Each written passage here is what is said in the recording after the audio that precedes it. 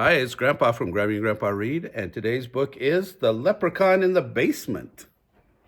Thought that one would be fun. It's by Kathy Tucker and illustrations by John Sanford. I have never read this one before, so kind of curious. Here we go. O'Leary was a leprechaun. A long time ago, he had come from Ireland, stowed in a trunk. Now he lived in the basement of a house in Chicago. He led a quiet life. Sometimes he read the newspapers in the recycling bin.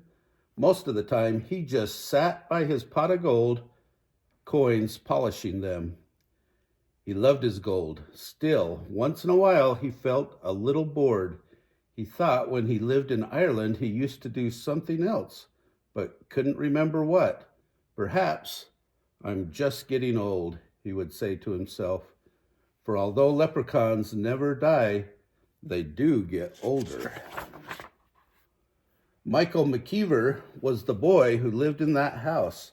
Though he didn't know O'Leary was there, it was St. Patrick's Day. That meant it was almost spring, almost time for baseball season to begin.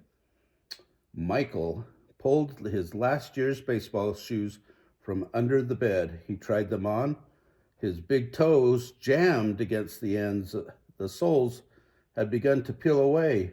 Michael's heart sank. He couldn't play ball in these shoes. But how could he ask his mom and dad for new ones? For the McKeevers were down on their luck. Michael's dad had lost his job at a computer company, and Michael's mom said they had to make do. Every day, Mr. McKeever searched for another job. At night, he came home looking sad and plunked himself in front of the TV. He never said, "Hey, Mike, let's go out and throw a few," the way he used to. Michael, his mother called, "Would you get my big pot? It's in the basement by the recycling bin." "Sure, Mom." His mother was making her special St. Patrick's Day dinner, corned beef with potatoes and cabbage. She said it might lift his dad's spirits. Michael trudged down into the basement. As he neared the washing machine, he heard a strange noise. Someone was singing. When Irish eyes are smiling, sure it's like a morning spring. In the lilt of Irish laughter, you can hear the angels sing. Michael peeked around the furnace. There in the recycling bin was a tiny old man. He jumped up and stared at Michael. Michael blinked. The little man looked exactly like the pictures of the wee folk he had seen in a book about Ireland.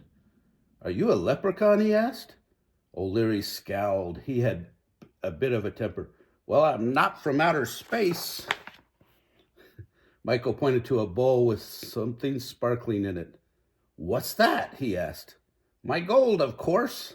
"Michael, I'm waiting," his mother called. "Coming, Ma." Michael grabbed his mother's pot. "I'll be back," he whispered to the leprechaun.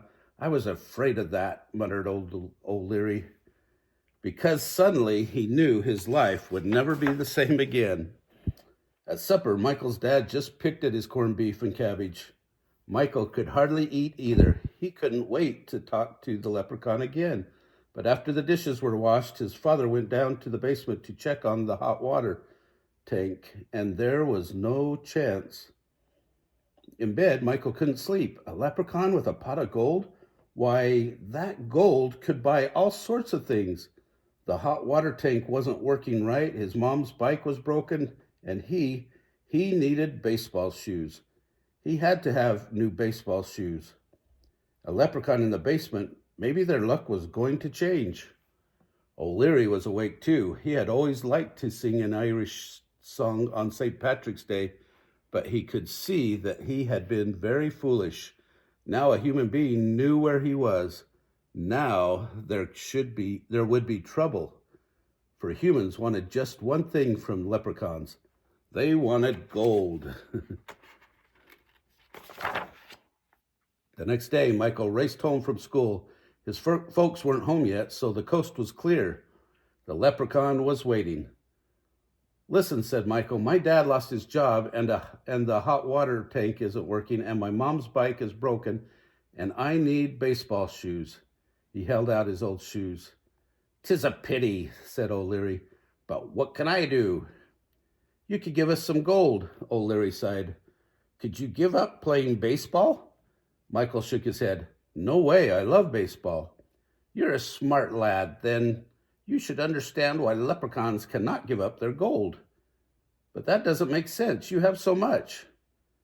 Some things don't make sense, said O'Leary, and still they are true. Leprechauns are supposed to be lucky, Michael protested. I don't know about luck, said O'Leary, his voice rising, but you're not getting one gold coin. You're a selfish leprechaun, Michael said angrily. O'Leary stomped his foot. And you are a greedy human being.